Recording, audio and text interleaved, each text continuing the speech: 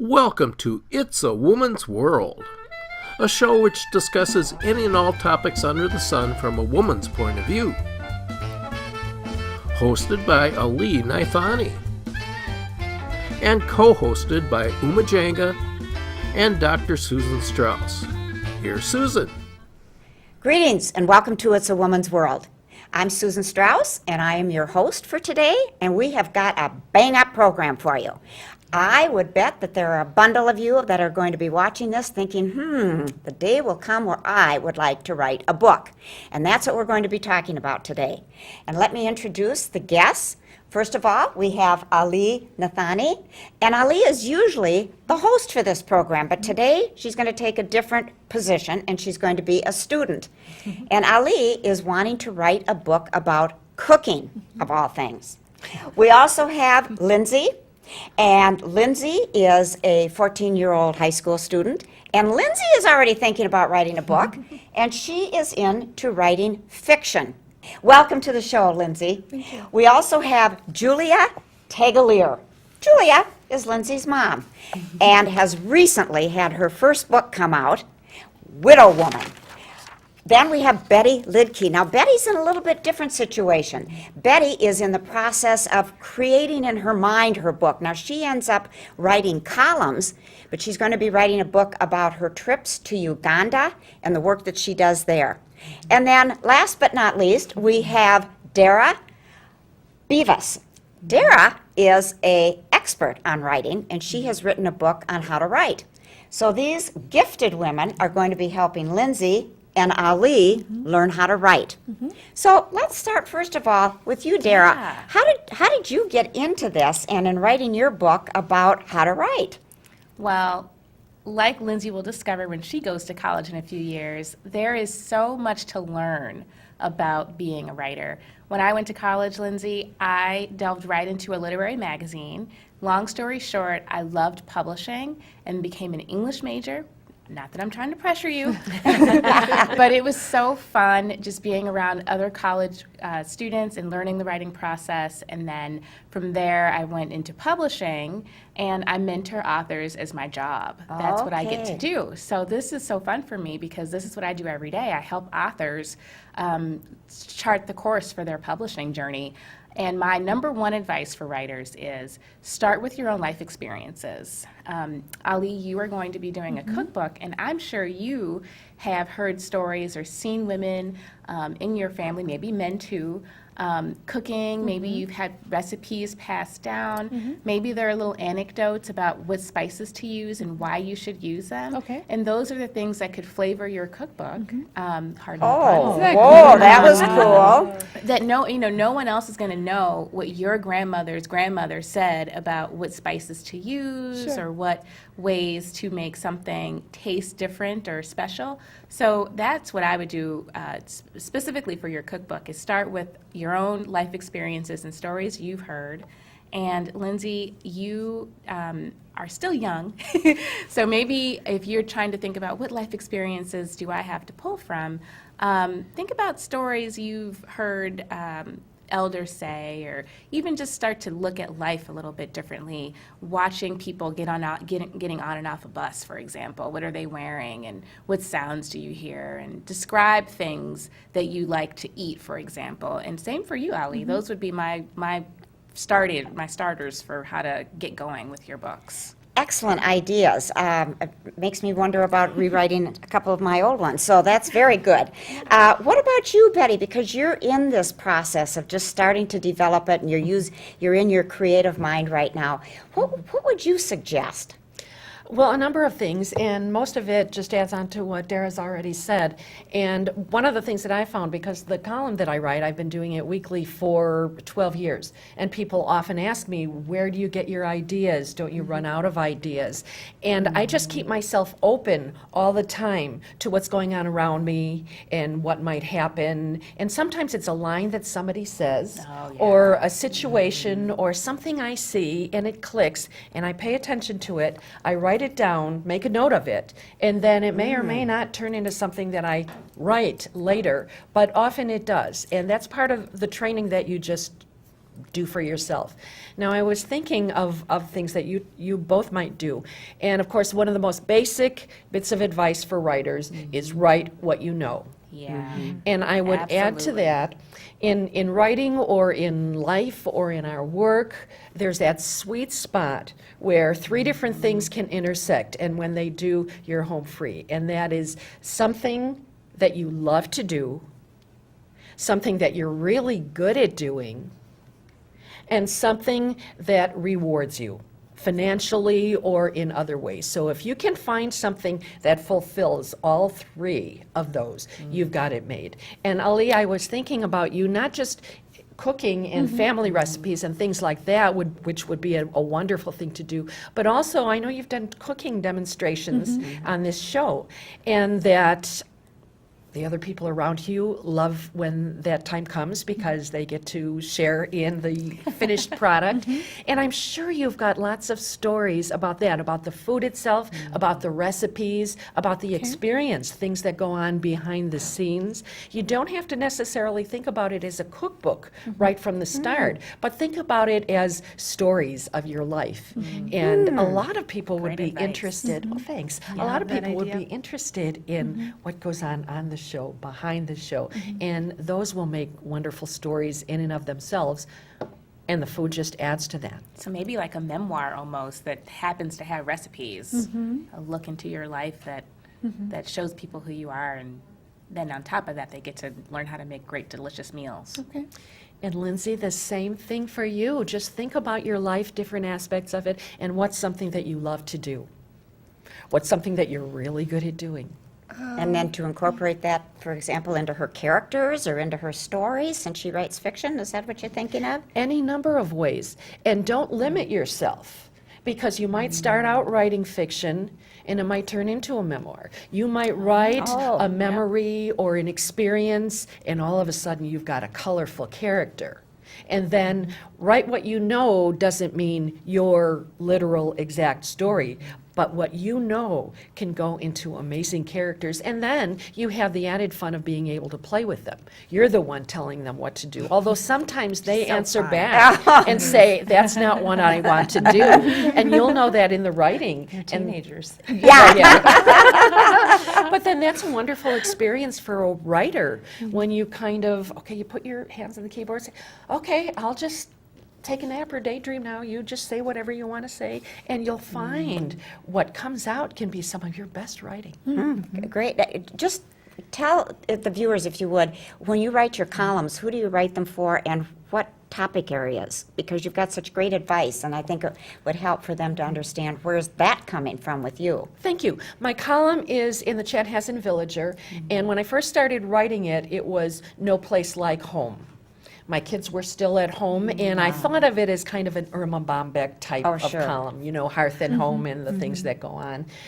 And then there came a point when someone at the paper said to me, you know, you're going to have to change the name of your column soon because you hardly ever write about your kids anymore, about hearth and home. My kids were grown and gone. My son had gone into the Marines after he graduated. My daughter went to college in Florida, and I still wrote about them on occasion, but now I was out playing in the world in different ways and writing about that, and it was more my coming of age and going out to explore.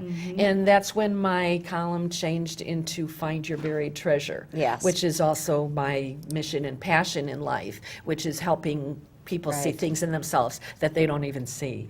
And we'll talk more about that when these two are going to be doing a little bit of writing. And Julia, what advice do you have? Now, you've got your daughter here, for one thing. I so, do. And Ali. Well, she'll take it with a grain of salt, as she always does, take Mom's advice. I would just say, I know Betty and I were talking earlier about the importance of perseverance, and I guess that would be my biggest piece of advice, is when you are setting out to do something as monumental as to create a book, it can seem just overwhelmingly large, and what you need to do is to break it down into manageable pieces for you. And some days that manageable piece might just be today, I need to do some soft writing, the process where you're just maybe taking a walk around the park and just letting your mind wander to come up with the inspiration that you need. You can't force inspiration to come. It comes at its own whim, and you need to take advantage of it. But you can put yourself into a position of being able to take advantage of that by understanding that that's how your creativity will work, and not to be intimidated by the fact that it doesn't come all at once, like a book, delivered with a ribbon from the sky. It doesn't happen work that that way. way? No, It would be nice. I wish it did. The truth is that, and I can't speak for anybody else, I know for myself that this book came over a number of years in fits and starts. Sometimes life interfered and I wasn't able to do the writing that I needed to. Sometimes it was inspiration. Sometimes it was, I was struggling with character development, and I just, the character was saying, that's not me. Stop making me do that. And I couldn't figure out what those pieces were. So the most important thing for me that I would give as advice is to say, don't give up when you hit those pieces, because that's a normal part of the process. It's part of the process. And it makes you, I guess, it feels more gratifying when you work through those, because you know that you stuck with it and you still managed to get through those hills and valleys of the inspiration process and came out on the other side with what was always meant to be there. How do you begin? Where do you grab that creativity to begin writing that first sentence? When you go to prepare that amazing favorite dish, what do you have in your mind? And if someone was going to be creating that dish, what would your advice be to them? That would be, I think, the best first line. So what would that be? And then you said, Dara, too, that you talk in terms of tapping into that creativity piece with beginning to write, about doing some mind mapping with that. Maybe this would be a time for you to mention that, and what role would that play then when you first put your pen to the paper? Absolutely. Lindsey, for you, if you could pick one word, just one word, that you would say that word describes the kind of piece that you want to write. Just come up with one word. What would that word be? Funny. Funny. That's a fantastic word. So what you would do is you'd write funny in a little bubble on your piece of paper there. And then what you could do is branch off from funny with different words that come to mind. Don't think about it too much. Just have fun with it. A word might be something that makes you laugh that's funny. It could be a joke that you've heard. It could be something that you saw someone wearing that was super funny. Or it could be something that isn't funny, that people think is funny, that's not funny. So what you want to do is you want to branch off from that word funny, and you want to jot down any words that pop into your head. And like I said, do not think about, oh, is this the right word? There's no right or wrong word. You want to just go with the flow and just have fun coming up with whatever pops into your mind first. All right, what about you? What would you suggest as they go to use that creative bent and start actually writing that first sentence and paragraph, Betty? Even before you start writing, you need to do something up here, and that is remember that nothing that you put down is set in stone. And quite often, the first things we write, not only they can get edited and edited, but they might get edited right out. In The Artist's Way, Julia Cameron talks about writing morning pages, 3 pages, longhand, just stream of consciousness, and this is to get the garbage out, to get all that stuff gone. And I remember a story from another a famous writer, although I don't remember who it is now, and she talked about a class that she took.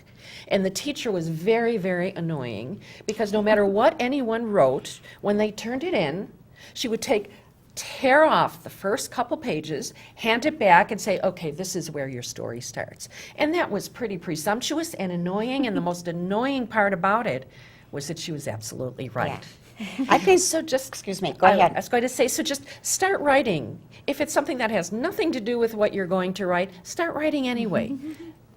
The stuff will go away and the good parts will come. I think one of the best pieces of advice I got when I started writing was get it down first, then get it right. And that's what I do. great I advice. just want to get it Yep. down and get my thoughts in order. Now I have a friend who's writing. She doesn't do it that way. She spends all her time right from the beginning with sentence structure and the correct vocabulary. it would drive me nuts to do that, but we all do it differently. But that's always worked for me, whether I was writing a college paper or my books. Julia, what would you say in terms of starting out in that first paragraph and creativity? I would echo what Betty said about don't focus on the first sentence, because I think that was what the initial question was there is so much pressure to think this is the first sentence. And if they don't get hooked by this first sentence, the whole book is lost. You can't think about it like that. Because for me, at least, my first sentence probably changed 50 times before the book was finished. And it was affected by things that I learned in the process of writing the rest of the book. Things that happened to me during the course of the writing changed what I wanted that opening to be, how I wanted the reader to feel, what I wanted to draw them in with. So don't get hung up on the thought that it's a first sentence. Your first sentence of your book may be the last sentence chronologically that you write. So don't get hung up on that. And I think in terms of jotting down bits and pieces, I'm not an expert on cookbooks. I would be the first one to say I need a really good cookbook, and Lindsay would probably second that. But I would say in terms of one of the things that helped me to get started in a really concrete way with fiction writing, at least, was I do something that's like a character map. Only there's no diagramming or anything. I write the character's name, what I think it's going to be, because that changes also. And then I write down every single little thing I can think about that person. If, what do they smell like? Do they wear perfume? What is their hair texture? Do they have a nervous tick or a habit? Is there a favorite color that they like? Is there something quirky about them that makes them different? And so I write down all of the little details, and the more I know about that character, the more effortless it is when I start to have those characters interact with each other, because I already know who they are. I don't have to think about that. And that's not a first sentence. That's all preparation. Okay, you two, now it's up to you. We're going to give you a little assignment, and we want you to start writing. And while you write, you can just ignore us. We're going to sit here and chit-chat about what it's like to be an author and writing, and then we're going to have you read to us what you wrote, okay? So have fun. Go at it. I know one other thing, too, that for me, and I didn't write fiction, and I'm certainly not writing a cookbook, and I wouldn't be able to do that, but you aren't writing fiction either, but I know for me when I started writing, I didn't start in the beginning of the book either. In fact, I started with the topic that I thought was going to be, it's where my passion was initially and where I was in the mood for that day. And it could have been chapter 3. So, but mine doesn't have to be read chronologically either. But so that worked for me. And then the other thing that I do, tell me if you do this, is sometimes I would get tired of writing in one chapter, and I'd just get bored with it, and I'd get like a writer's block. So then I would go to the next chapter, and I would start writing something there. So sometimes I skipped around and went back and forth. I don't know how that works for fiction. For you, I suppose when you're writing columns, that's kind of do that anyway. I don't know about your Uganda, but when you write, do people do that very often, where they kind of skip around, or is that a sign of a fragmented mind? I think that everyone's writing process is different, and I think that writers can get hung up on how am I supposed to do this. Good my point. little secret for my book was that I started my book as a blog first. I've heard others doing that. I had a nice head start. My book ended up being around 70,000 words. But in the beginning, I pulled all of my blogs into one manuscript, and it was really, really rough, and it was ugly, and it wasn't a manuscript, but it gave me the confidence to say, there's something here. Yes. Make this into something useful for other people and shape it into a book. And that was super helpful. And that's something that you might do, Betty, with That's your what columns. I was thinking with your columns, Betty. If you ever wanted to pull it into a cohesive book with all of your gems in one place, that would give you an enormous head start. I wouldn't suggest printing that as is. If I had done that, it would not have been pretty. If you did it, Betty, it probably would be pretty. I don't know about that. Do that with copyright. Do you know? I mean, because you wrote that for the newspaper, so Yes, but I have the rights. you do have the Yes. rights, okay. Because And when they're I've very written things, supportive. I've lost my rights on stuff. So I can't, like articles that I publish, can't reprint I them. can't. I don't own the copyright. So that's why I was curious. You own it. That's Yes. good. So what about for fiction writing? That's, to me, that is such a total out there. I Yes, could never Julia, do it. what's your How do you secret? do that? Speaking of fragmented minds, for me, I think that point about that everybody's process is different is probably the most critical point I've heard, is that there are so many resources out there. You could go crazy if you read every single writing book and blog. There's so much out there that you feel like I must be doing something wrong because I'm not doing what this person says to do. Yeah.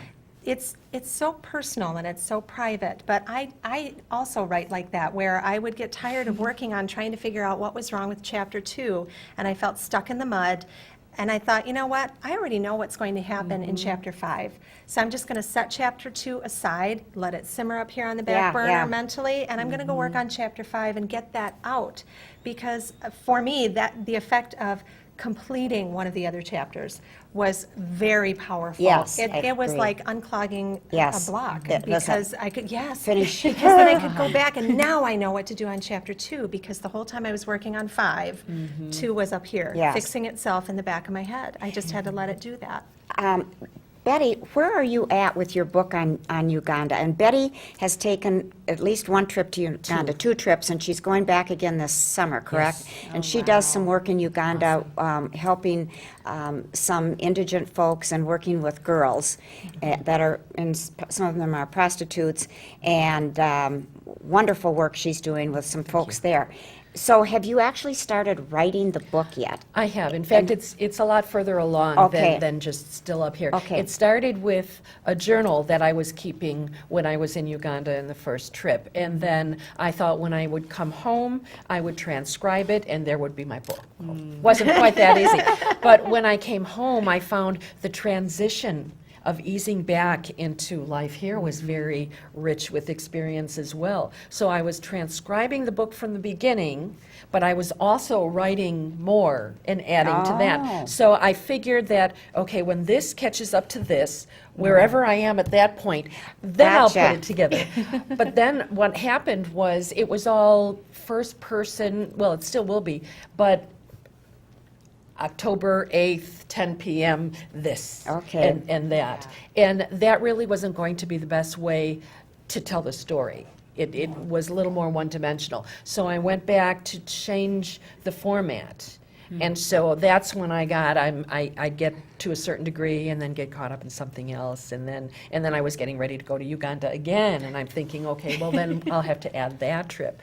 So there are a lot of things that had me stopped and stalled. But I am working on it again very, very diligently and plan to. The next time we gather the groups and we're all here together, I'll have hold your up my book. book. Good. Oh, So this is so this fun. last trip, or I shouldn't say last trip, is the next trip going to be the last segment that's incorporated into the book?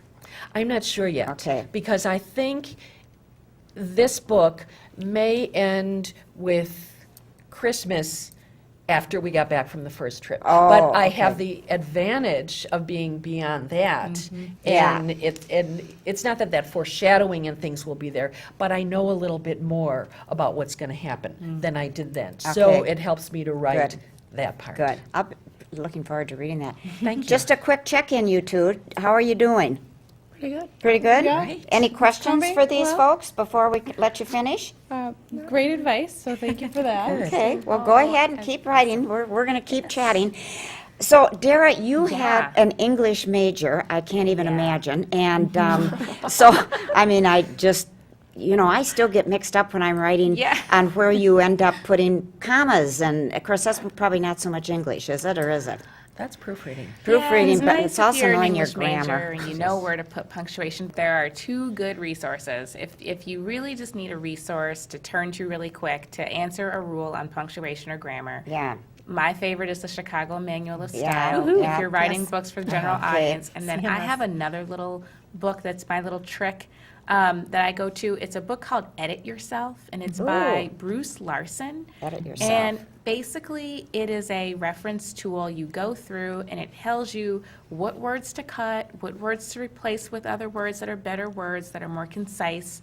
And those 2 books are what I think every writer should have in their library. Is that one thinner, though? Because I It's know that. super thin. Okay, I'm going to get It's- that name It's for less you. than 150 pages. Oh, I like that idea. It's fantastic. All right. Also, There are a the number of- classic Strunk and White also is very small, very thin, and it's been around for Great. 50 Yeah. years, so it's very easy and manageable to Sometimes you use. just got to Good. go to a book and just open it up and say, is this the right thing? That's right. I do it online sometimes. We're starting to run out of time, and I want us to have time to hear what Alli and Lindsey have written. So do you have a choice as to who's going to read first? Want to start, Lindsay? Sure. All right, Lindsay, how'd you like that? What do you say? You got somebody older telling you what to do. Okay. Go ahead. Out of the way! Melissa pushed me aside as she walked with her perfect posse down the hall. I hit the floor and watched her Michael Kors wedges disappear around the corner. A black-nailed hand helped me up. Don't pay attention to her. You won't have to deal with her anymore as soon as school ends. I looked into the face of my best and only friend. He had never actually told me his name. The harsh lights glinted off his lip and eyebrow piercings and made his black-lined eyes appear even darker. I know. I just hate that I let her push me around so much. I looked down at my bare shoulder, covered in a sleeve tattoo that I had gotten for my 18th birthday in September. I couldn't wait to get away from this place. All the girls with their designer brand clothing and... Wonderful! That's excellent. Keep writing, I can't wait Yes, to read that it. sounds superb. Definitely Okay, English major in Ali, the making. go ahead. I Let's- don't think I want to go now. Oh, sure, you're writing about food. We want to hear about it. Okay. Well, I'll give it a shot. This was interesting. Okay. South meets North and the journey began. My story starts with my background being of Indian descent, raised in the United States. The North is my husband, who is of North Indian descent. When I met my husband and we got married, I was lost and I wanted to cook so badly. I didn't know where to begin. I wanted to cook for my husband and make delicious food. I went back to the memories of watching my parents cook as a child. I remember watching my parents take a hammer and crack a coconut and watch the juices flow from that coconut. My mother could also magically chop the head and the tail and skin a fish in like under 5 minutes. My question is, would I ever get there? Oh, wonderful. That's excellent. I love the detail Excellent. about the coconut. I and did the ham. too, That the was hammer so and the wonderful.